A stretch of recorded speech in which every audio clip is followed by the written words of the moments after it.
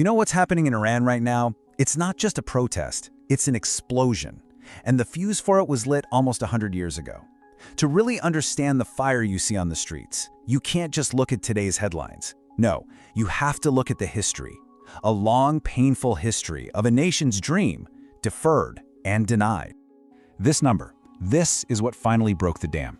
1.5 million. Think about that. That's how many Iranian rials it now takes to equal one single US dollar. A number that staggering, it's not just an economic crisis. It's the complete annihilation of a nation's wealth, of a family's life savings, of, really, any hope for a stable future.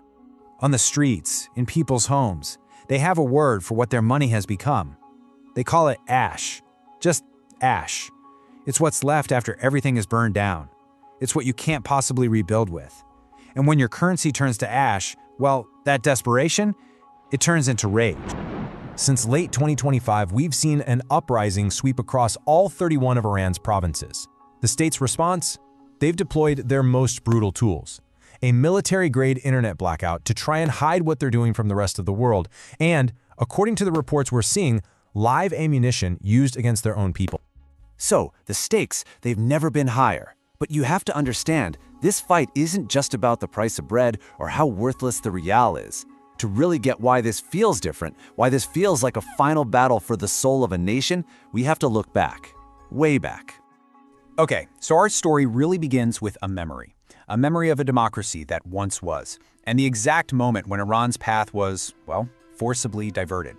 It all starts in 1953. So, back in 1951, Iran had a democratically elected prime minister. His name was Mohammad Mossadegh. And what was his big revolutionary act? He nationalized Iran's oil. He took control back from the British, who'd been profiting from it for decades. But this kind of national sovereignty, well, it wasn't tolerated. Just 2 years later, a coup orchestrated by foreign powers removed him from office and put the Shah back on the throne as an absolute monarch. It had a code name, Operation Ajax. It was a joint mission, run by the American CIA and British MI6. And this wasn't some battle fought by armies out in the open. No, this was a conspiracy of spies and paid agents that managed to extinguish a young, fragile democracy. This one event, it became a foundational trauma for the country, and it instilled a deep, lasting mistrust of the West that's still there today. And here, you can really see the two paths, side by side. On one side, you have the Iran that was actually chosen by its people, led by Mossadegh, with its own resources serving its own citizens.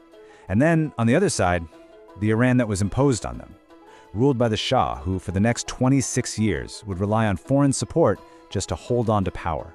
So the era that came after the coup was just full of these deep contradictions. The Shah's rule was this strange mix of, on the one hand, dazzling progress, and on the other, deep, violent repression. And that right there, that was his paradox. To try and solidify his rule, in 1963, the Shah launched what he called the White Revolution. Now, this was a huge, aggressive campaign to modernize Iran, all from the top down. He built infrastructure, he pushed industry, he redistributed land, and, this is crucial, he granted women the right to vote. But all this progress, it came at a terrible price.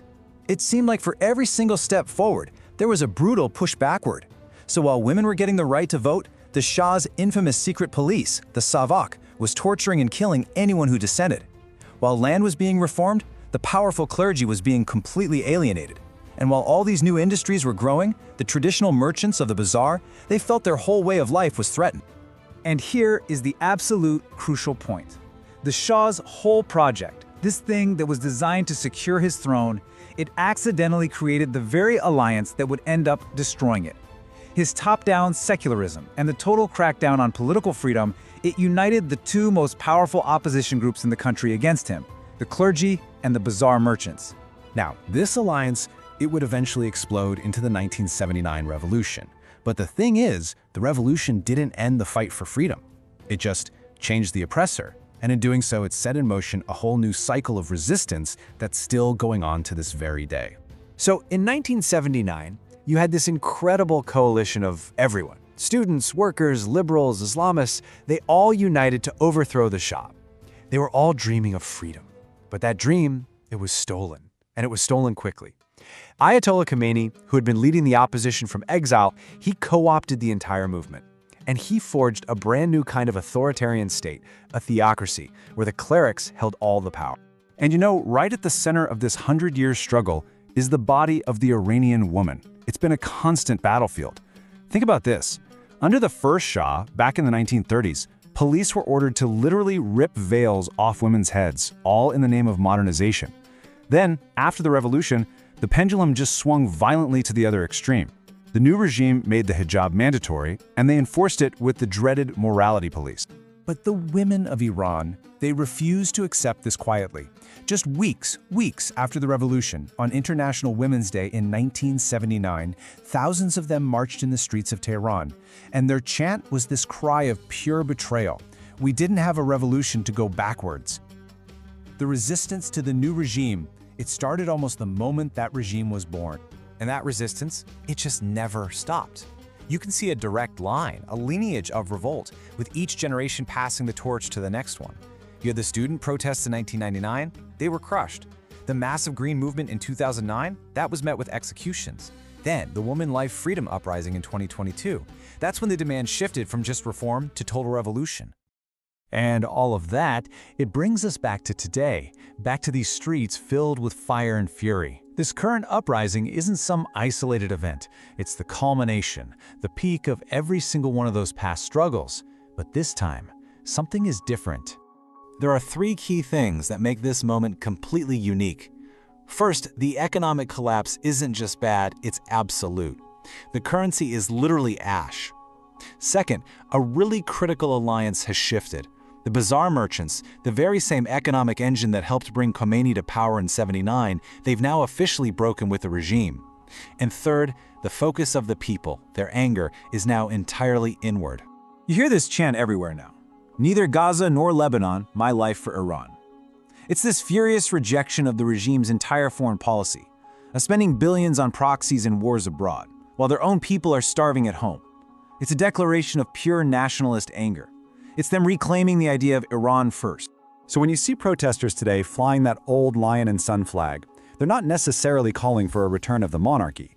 What they're doing is raising a symbol of a different Iran, a nation as it was before its future was taken hostage. It's a powerful statement that this fight is about so much more than just the economy. It's about reclaiming a national identity that's been suppressed for almost 50 years. For 100 years now, Iranians have been fighting for a country that is free from foreign domination and free from tyranny at home. They've been betrayed by kings, and they've been betrayed by clerics. So when you see the images coming out of Iran today, the real question isn't just what is happening, but why it's happening. Are we watching a generation that has finally decided to finish a fight that was started by their great-grandparents, a fight for the very soul of their nation?